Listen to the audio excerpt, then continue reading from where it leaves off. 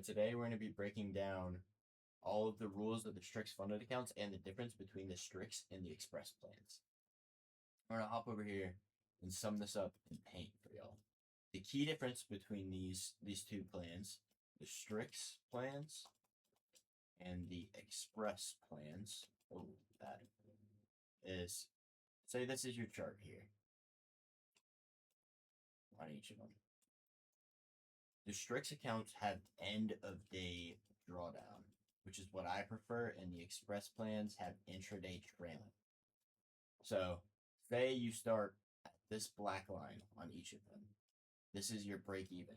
You start with 50K. You're on a 50K account. You profit $1,000 here, or you start in your drawdown. Your max loss limit, let's call it $1,000. So you can only lose this much before you blow the account. You profit $1,000 on the Strix plan, and then you lose 500. So you're sitting at 500 in profit. Your drawdown stays at negative 1,000 from where you started. So for that day, you now have a $1,500 buffer before you blow your account. On the Express plan, you have that $1,000. You profit $1,000. So as intraday trailing, this follows that up. So each tick you go up, it follows. So once we get to $1,000, we are now, our max loss is break even. So back down to that $50. So if we lose 500 here that same day, our max loss is now only $500. So you're much closer to blowing the account, and you have to manage your risk a lot better and take profit better. So that is the main difference between the Strix and the Express accounts. But we're going to hop into the rules here. Profit target for Strix is always 12% of the account. For the Express, 8%. Drawdown is pretty simplified. A question I've been getting a lot is the consistency. A lot of people don't understand the consistency. On the Express, there is no consistency, so you don't have to worry about it.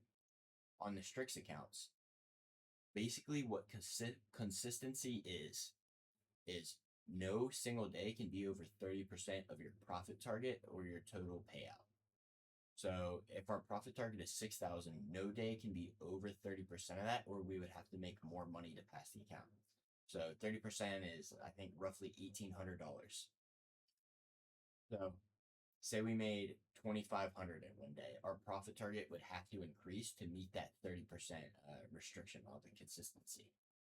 So that's basically all it is. And here, if you blow your account, there is eval redemption, but I always just get a new account. These are the funded rules. They have 80-20 profit splits. You keep 80%, they keep 20. For each payout, you can withdraw 50% of your total profits. So say you make $1,000, you can withdraw 500. Payout caps to 2,000 for the first payout. The 50K has a minimum payout of 1,000. First payout cap is 1,000. Second payout cap is 1,500, and so on and so forth. They both still run the exact same consistency, and it resets with each payout. But the Express does have a 50% consistency on funded, because you do remember it does not have one on the eval. After I think it's 3 or 4 payouts, they will push you to live, and here are the live ones. We're gonna default to the 50K account. There is no minimum payout. You get refunded the amount you paid for the eval. So if you paid $200 for the eval, you'll get it all back if you go live. Your drawdown lock, 50,000. These do all have intraday drawdown or end of day drawdown once you go live, which is my favorite type. That's why I stick to the trading accounts. My favorite part about this firm, and what I love about this funded account trading firm, is they allow overnight holding. So you can swing trade funded options, especially with end of day. It is really good. I love that about this. They also refund your eval fee when you go live, which I personally haven't seen before. They allow up to, I believe it's level 5 options. They allow so many different types of trading.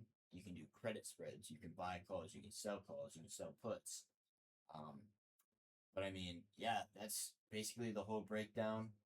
I love Strix. I've been using it for about a couple weeks now. It's been my bread and butter. I love this platform.